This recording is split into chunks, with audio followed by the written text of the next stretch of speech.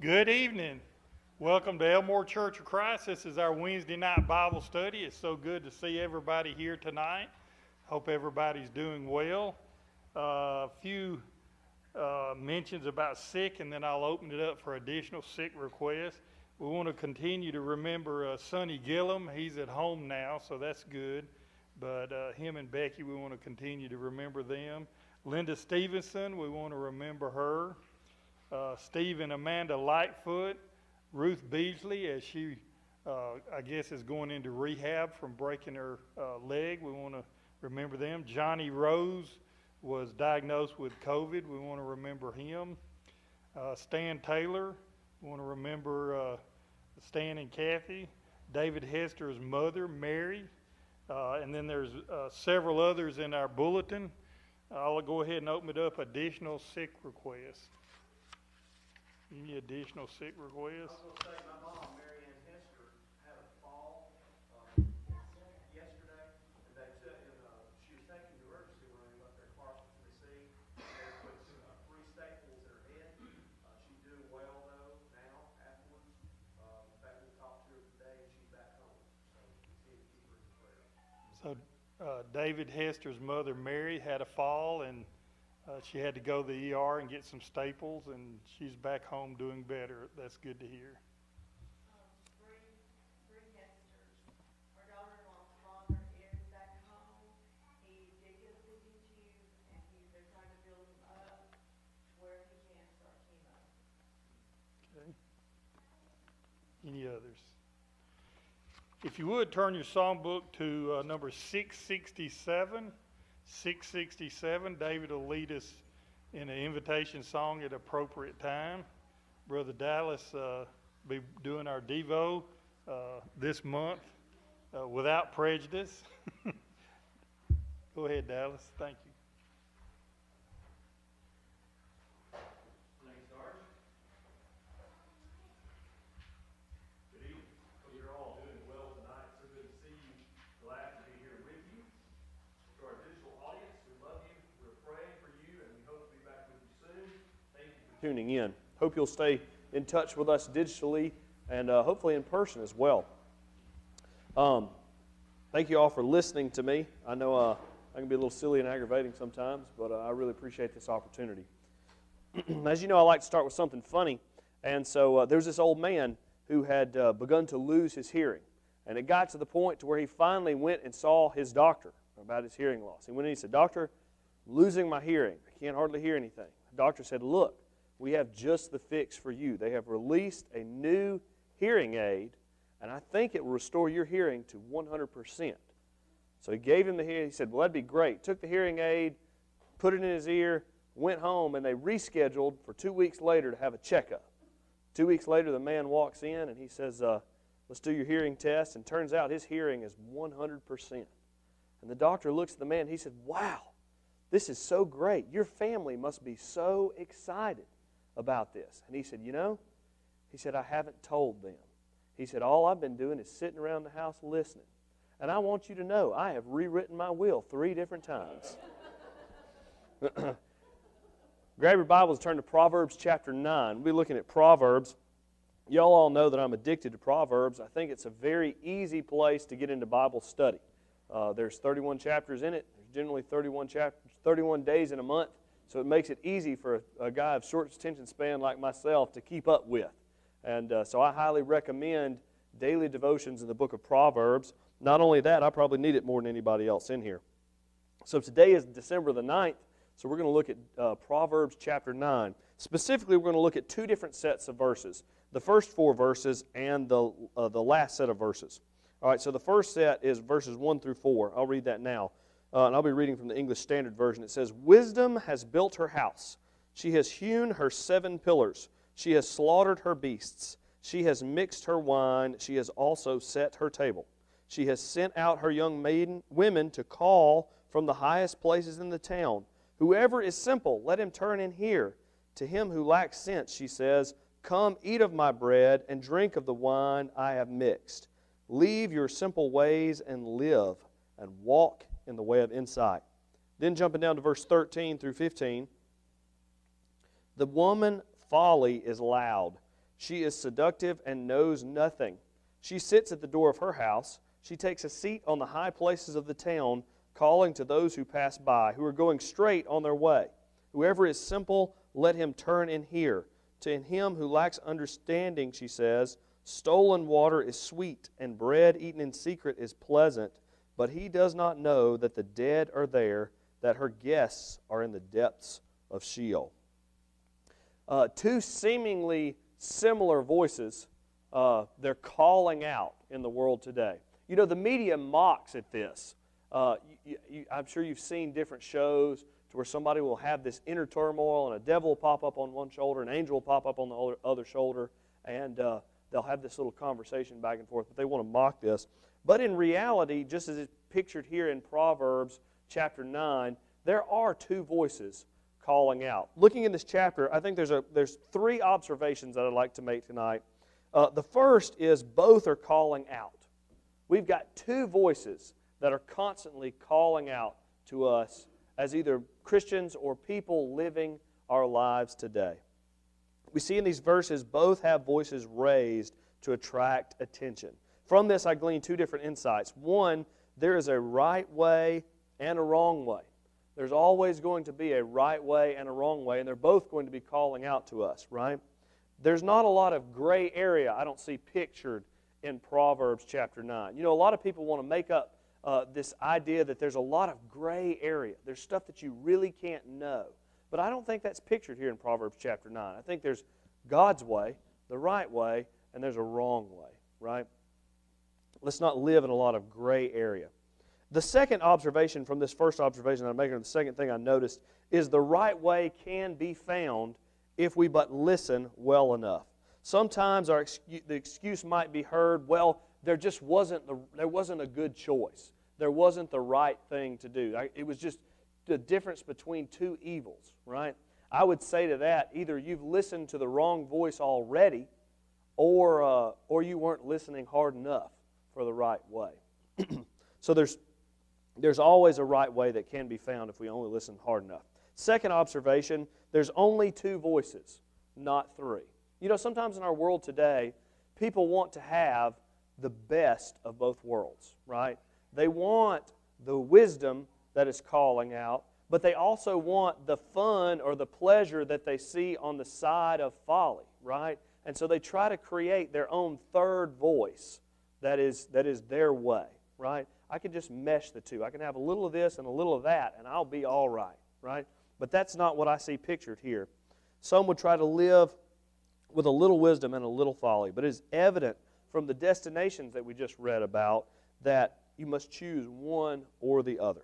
Third, and finally, voices are eerily similar, but they have different destinations. If you look in these verses, both of them are calling out, both of them are wanting your attention, and they seem to be very similar. But if you look, the first voice,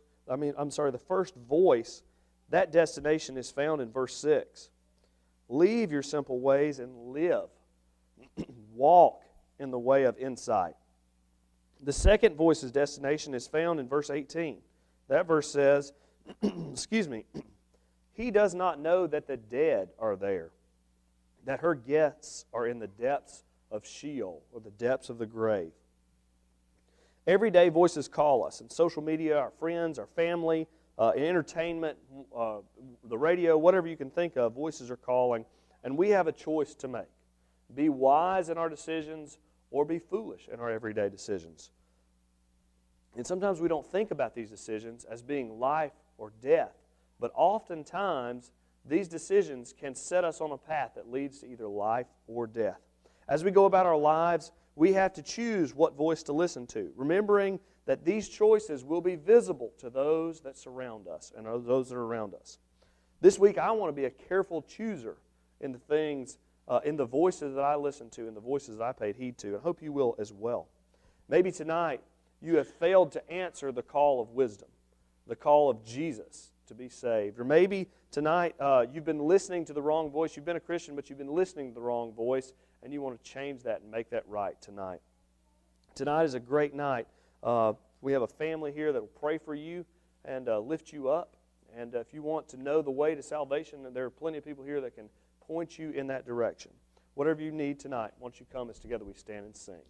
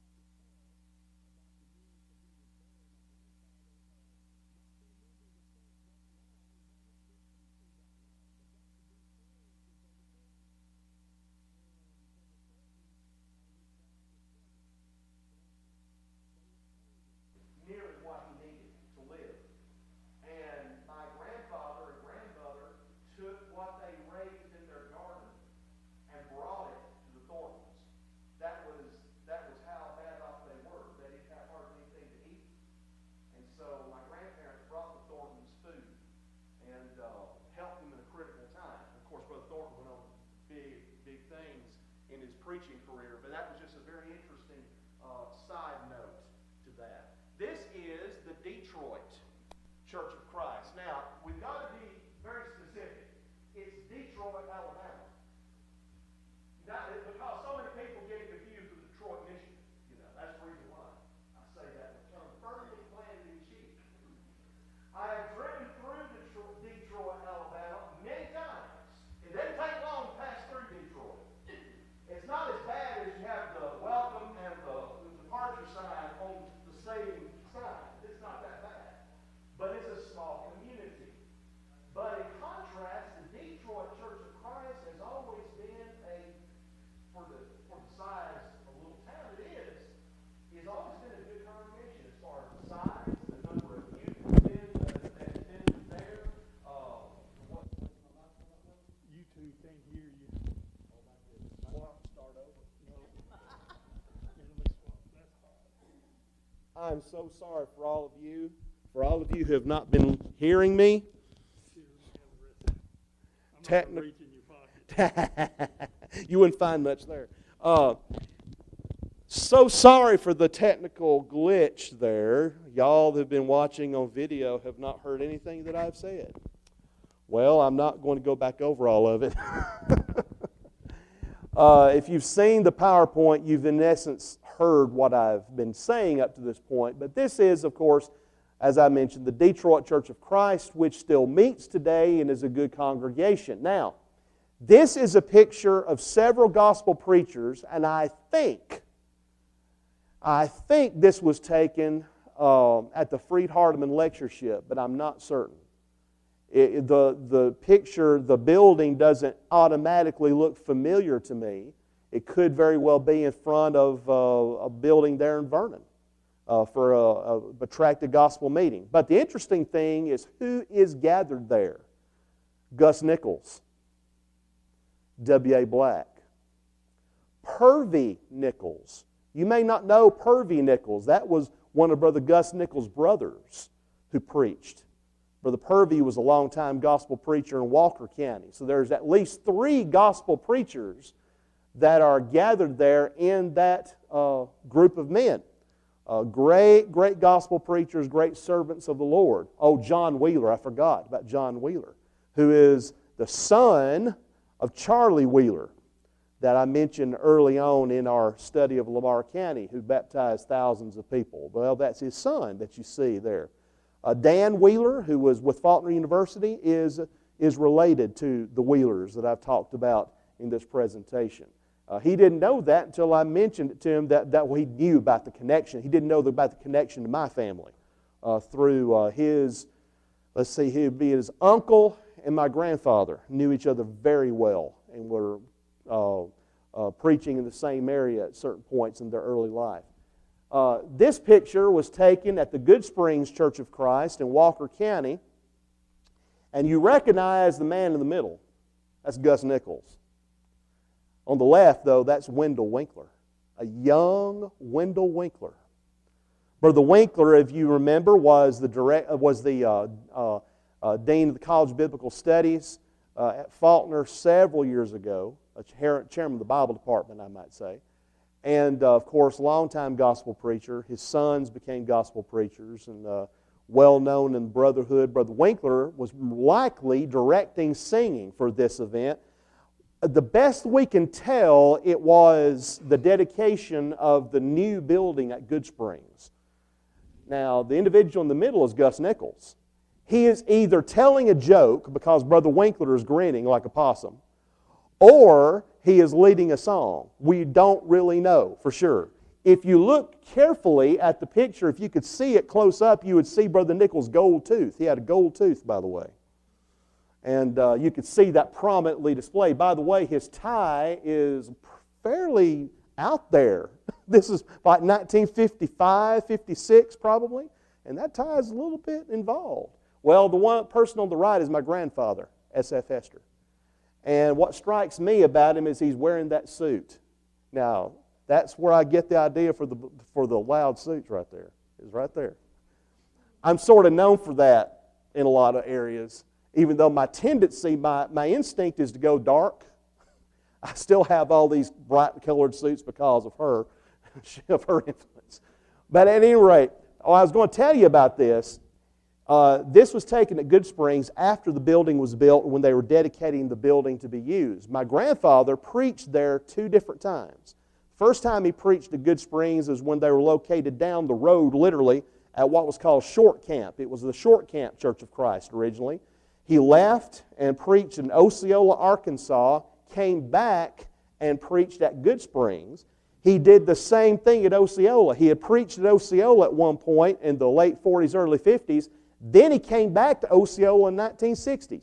Brother Gus Nichols said, I've never heard that happening in all my life. This was like 1960s or so. So I've never heard of a gospel preacher going to 2 different places 2 different times. And you've done it twice. So anyway, that was unique in those days. But still, all 3 of these men, Winkler, Nichols, and my grandfather, established so many congregations, baptized so many people. It's a legacy, as far as my grandfather is concerned, that's daunting in one sense when I look at it. But in another sense, I'm not ashamed of it at all. In fact, I don't want to say I'm proud of it. I'm glad, I guess is the term I'm trying to say. I'm glad to come from that kind of heritage because it's something to live up to. It's something that all of us need to aspire to, is do as much as we can in the kingdom of God. And the examples of men like that help to inspire us to do better. And the men that have preached and done work in Lamar County and Walker County and many other areas in this state are to be commended for the work that they've done. And, you know, I hear so much from some quarters in the brotherhood, so much trashing of churches of Christ in the past.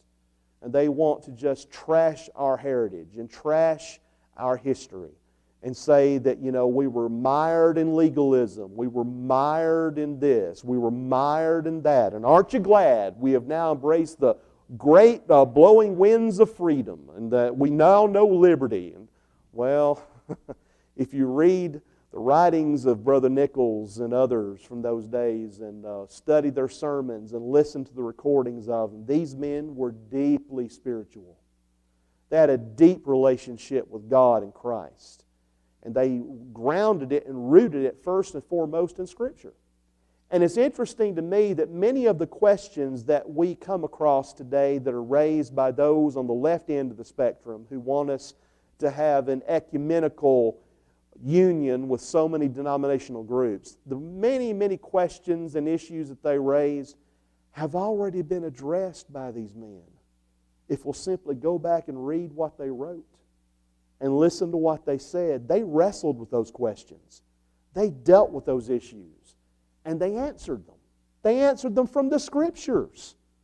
I told you about the time that when I was, I guess, probably 10 or 11 years old, and my grandfather had preached for my dad because he was visiting, and Daddy would always have one of the family members preach. Said, preach for me. And of course, that put them on the spot. They'd have to bring their sermon with them to preach. They'd do the same thing to Daddy. But anyway, he asked my grandfather to preach for him one Sunday, and so he did, and he mentioned in the process of his sermon about sectarians and sectarianism. Well, I'd never heard that just as a young boy. And so over breakfast the next morning, I asked my grandfather, Pa, what did you mean by sectarians and sectarianism? He took the next 30 minutes explaining it to me in so much detail I didn't expect. But the base of it was that sectarians and sectarianism were talking about denominations and denominationalism. And that's what they meant. Now when you hear sectarianism, who are they talking about? You and me. We're talking about us who want to be faithful to the Lord. That's sectarianism, they say. Not according to these men. Now these men are not our standard. My grandfather's not our standard. Gus Nichols is not our standard. Wendell Winkler's not. The blacks aren't. But these men pointed to the standard, which is the truth. The gospel of Jesus Christ. That's the standard for all things of faith and practice. And if we ever move away from that standard, we're in trouble. We're in big trouble. My grandfather had a debate scheduled when he was a young preacher with a Primitive Baptist preacher. And he was gotten ready for the debate, was really prepped for it, and the preacher backed out. He backed out of the debate. Flash forward many years later. My dad is preaching at Bethel in Lamar County. A Primitive Baptist preacher challenges him to a debate. They set the date. They have the places ready to go. And 2 weeks before the debate was to happen, he backed out. It was the same preacher. And my grandmother had told my dad about 4 weeks prior to the debate going to take place, she said, Benny Wayne, because that's what all the family called him, Benny Wayne said, he's not going to debate you. He backed out in that debate with your daddy. And Pa Hester agreed, yeah, he did back out. So that same thing happened many, many years later. But it's interesting that our preachers in those days were not afraid to stand up and defend what they need to be the truth. They weren't afraid to stand up and be counted. And that's what we need to do. We can't be mean and ornery and just want to fight at a drop of a hat, but we've got to be willing to stand up for what's right. And these men did. These men were more than willing to do it and pay any price, bear any burden, to coin a phrase that's been used, so that the church of our Lord could thrive. And it did. It did. In those days, 1940s, 50s, and early 60s, as you well know, the churches of Christ were the fastest growing religious group in the United States. And there's a reason for that, because we were preaching the truth and members were taking the gospel to as many people as possible. And there was a lot of animosity that was generated because of that, because people came out of denominationalism and embraced New Testament Christianity. And I believe, and I can't prove this, but I believe that some of the efforts against churches of Christ come as a direct result of that success that we enjoyed in those days. Brother Gus Nichols, in one of his sermons that I have in my possession, he preached this sermon in, I think, 1961. He preached a sermon about some dangers that, for churches of Christ, some challenges for churches of Christ. And he said one challenge was the challenge of accepting half-converted material into our fellowship. Now, ponder on that one for a minute. The challenge or the danger of accepting half-converted material into our fellowship. His stress was, yes, we teach them what to do to be saved, and we teach them to be baptized for their remission of sins, but are they truly converted to the truth? Have they been sufficiently taught? And after they're converted, are we continuing to teach them and ground them in the truth? He saw something that so many people weren't seeing in those days. Something else that he saw, by the way, one of the few times my dad said he got mad at Gus Nichols, was Brother Nichols would always have his Tuesday night Bible classes at Jasper, or maybe Thursday night Bible classes. And he would pass out outlines. He'd pass out those 2-page outlines on one sheet of paper, typed out, that you could put in a little notebook. Well, I've got a bunch of those from my grandfather. I inherited it. So I treasure them. And I preach from them quite often. You can get 2 or 3 sermons out of one of those sheets, in fact, if you work on it. But in one of those classes, somebody brought up about Pat Boone, because he was a prominent entertainer, member of the Lord's church. Everybody was just, oh, great, member of the church. And Brother Nichols sort of did this and said, brethren, well, you need to be very careful.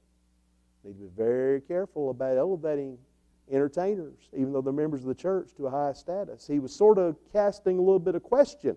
Daddy got as mad as he could be. He was about 17 or 18 years old. And, one of the few times he got upset Brother Nichols, it turned out Brother Nichols was dead on right.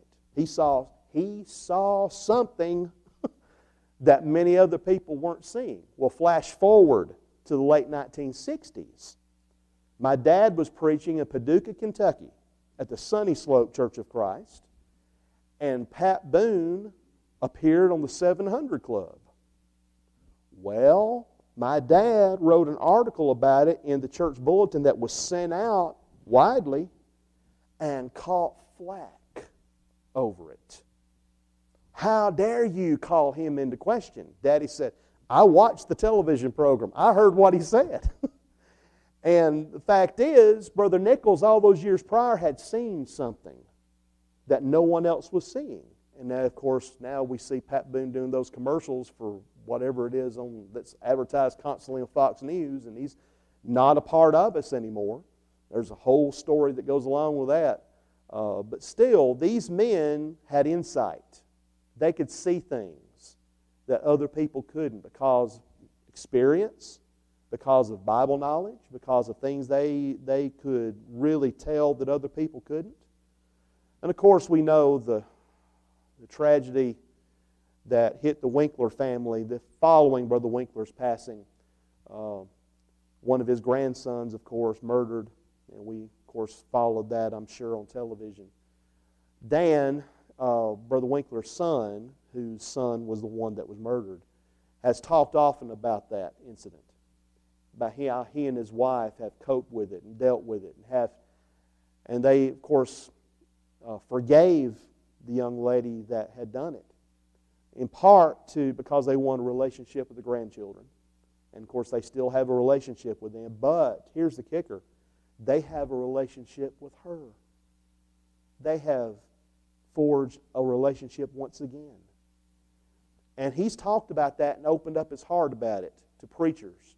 I was sitting in the audience in one instance where he was talking about it and was just in tears, talking about forgiveness and the importance of it and how they had to struggle with it themselves. In a way, I'm glad that Brother Winkler didn't live long enough to see all that happen. He was a great man, and I respected him highly. And so many of us, of course, do because of his work's sake and his preaching's sake.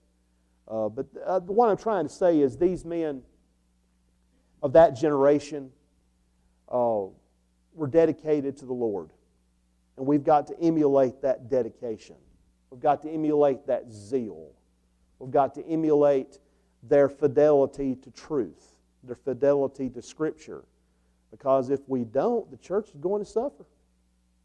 You know, I'm in the process of writing a book about Jesus Christ. It's going to take a while for me to get through with it. But one of the things that I've been interested to look at is popular opinion concerning Jesus.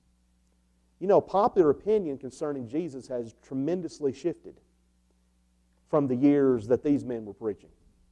When they were preaching, it was a consensus, a vast majority consensus that Jesus Christ existed and that Jesus Christ was who he claimed to be, the Son of God, and that he committed no sin, just as the Scriptures say. Well, if you look at recent polls taken in the UK and here in this country, you will see that a significant percentage of Americans and people in Great Britain believe that Jesus never existed. That he was a fictional character, just like the Easter Bunny or Santa Claus or the Flying Spaghetti Monster. Look it up on the internet, the Flying Spaghetti Monster, you'll know what I'm talking about. Well, they say that Jesus is no different from that. And what's more, when they are asked, as was the case in the survey on theology that you can access online, when they're asked the question, do you believe that Jesus Christ never committed sin, there's a significant percentage of individuals that believe that Jesus did commit sin when he was on this earth. Now you think about that. People believing that Jesus Christ committed sin. And yet that's how much opinion has shifted from the day that these men preached until today. Brethren, we can't make any assumptions today about what people believe and how receptive people will be to the truth. The fact is, the vast majority of people in the United States, I believe, have little familiarity with Scripture. Quite different from the days in which Brother Nichols and Brother Winkler, my grandfather, and Brother Black preached. when your audience, you just assumed and you knew that your audience was going to be familiar with the Bible, number one. They may not know it like the preachers that would be in front of them knew it, but they would at least be familiar with the great stories and the great themes and the great verses of the Bible. You can't make that assumption anymore. In teaching on the undergraduate and graduate level over the last several years, not only for Faulkner but also for Amridge, when I was with that school, you know, when I would ask my students the question about the liberal theologian's position concerning Jesus Christ, as evidenced in the Jesus Seminar. If you're familiar with the Jesus Seminar, it's a group of scholars that voted on what Jesus said and what Jesus did. They cast colored beads into a box to determine what Jesus did and said. Silly, I know, but it made a lot of noise in the media. Well, when I asked them about something like that, a lot of students would reply, well, you know, we don't have to worry about that because everybody knows that Jesus, you know, in other words, everybody knows that Jesus is who He said He was and did what He said He did. Well, I reminded them we live in a different time. We live in a different atmosphere than what you're familiar with. And we've got to be familiar with all of the attacks on Jesus and on the Scriptures so that we can give an answer, that we can respond effectively to it. These men were ready. They were prepared. We've got to have the same level of preparation because the society that we live in 2020 and coming up on 2021 is far different from the society that existed in 1955, 1956, 1957. Far different in so many ways. And I believe that if Brother Nichols and the Blacks and my grandfather and others were living today, and they were to look at the situation that existed today, not only in our country and the world, but also especially in the Lord's church, I know what my grandfather would say, because I've heard him say it, but I think all these other men would say it too. Preach the Word. Be instant in season, out of season. Reprove, rebuke, and exhort with all longsuffering and doctrine. That was the last piece of advice, quoting that scripture, that my grandfather gave to my dad and his brothers within weeks of his death. I remember him gathered there in that living room in 1982, and they all knew what was coming. He knew it. He had known it for a while. And he said, boys, preach the truth. Preach the truth. That's what we've got to do. You know, these men did it. We can do it. We can evangelize Montgomery and Elmore and Prattville and Wetumpka and all these areas around us, and also by extension evangelize Alabama and the United States and the world with just a little bit of effort. Think about it. Even in the mid and the late 1950s, they didn't have the internet. They did not have cable television. They didn't have all these things that we just take for granted today. And yet, they were able to evangelize so many. And they were able to restore so many back to the truth. What's our excuse? We don't have any. We can do it in so many ways where we don't even have to leave the comforts of our home or the comforts of our living room. As long as you've got an internet connection and a computer, you can evangelize in so many different ways. And I think that these men would have adapted. You know, I've got, I think, 12 to 15 chart sermons that were given to me by the late Amon Short. Amon Short was an elder at Quintown when I was there. My first full-time work, Brenda and I, after we got married, moved into the preacher's house there at Quintown, and I preached there for about 2.5 years or so before our first son, Will, was born. And during that time, Brother Amon called me out of the blue one day and said, David, I want you and Brenda to come over to our trailer. They live in a trailer within sight of the church building. That's where Randy Bailey preached before I did. And also Jesse Phillips preached at Quintown. This is a coal mining town when it was in its heyday. So Brother Amon lived in a trailer, he and Sister Elizabeth, within sight of the building. So we came there not knowing why we were coming. He brought out this box and said, David, I can't use these sermons anymore because I'm not like I used to be preaching. He's an elder, of course, faithful elder. He said, I want you to have them. And I took a look at a couple of them, and they were treasures. I said, thank you, thank you, thank you. I will definitely use these, and I have. But I showed my dad one of those chart sermons on the thief on the cross. He recognized it. He said, that was Daddy's sermon. They would trade chart sermons as much as they would trade actual sermons on paper. My grandfather had preached that sermon and had traded it with Brother Amon. And now Brother Amon was giving it back to me. And it was a sermon, if you're familiar with Pemberton charts. Pemberton was a painter in Winfield, Alabama, who would paint chart sermons for gospel preachers. He had a specific style. He would paint those chart sermons very elaborately. Brother Nichols preached from his charts. Many other gospel preachers preached from them. That thief on the cross sermon was one of his charts. And I will not give that sermon up to anybody. I have preached it several times, and the other sermons that he gave me, I have transferred them to computer. I call those chart sermons the Depression-era PowerPoint. Because there's on the chart, all your points are there on one screen, and all you got to do is just point to each of them. Well, now you can transfer them over to PowerPoint, which I have. But they utilized the technology that was available to them in those days.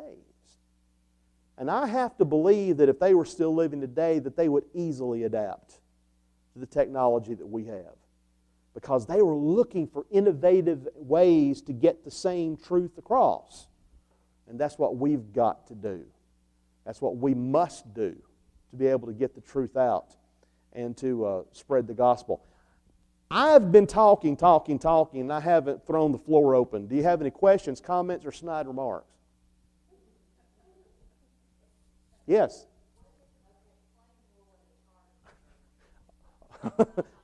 Bless your heart. A chart sermon is you take a big bed sheet, the biggest, like a bed sheet, like a twin bed sheet. The bigger the better. King size is good. And then what they would do is they would put it on a frame, like a wooden frame, and stand it up. And the painter, in this case Pemberton, would paint in a very attractive way the title of the sermon, maybe paint some kind of a scene to illustrate, and paint the different points on one side, maybe the center, and then the right side, and put the scriptures underneath. And then what the preacher would do, because not everybody could see it far back in the building, he would then go point by point through the chart sermon preaching it. And sometimes he could use one chart sermon for a full gospel meeting. Very effective way in those days of preaching. Brother Flavel Nichols had a chart stand that he carried with him. Well into late in life, he would preach from those chart sermons, and that chart stand would be able to be extended up where a lot of people could see it because it was positioned very high. The chart would hang on a wooden block, a long wooden block. He'd tack it onto that, and it would then be able to be extended down full length, and you could see it. But that's the way that they would do it. Now, when I've preached chart sermons, I've had to tack it up wherever I could find because I didn't have a chart stand. But yeah, I've got them. I mean, let's see. I know I've got them at Faulkner in one of the mini bins that I brought. All of my stuff is now at Faulkner just about, except what I've got in the office upstairs. So I can lay my hands on some of those chart sermons even now.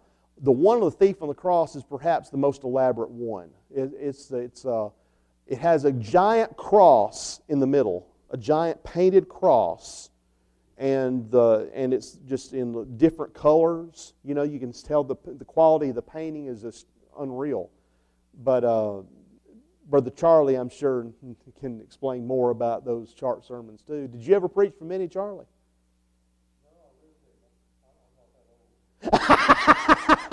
Charlie says he's not that old. Oh yeah, that's right. That's right. That's a good point.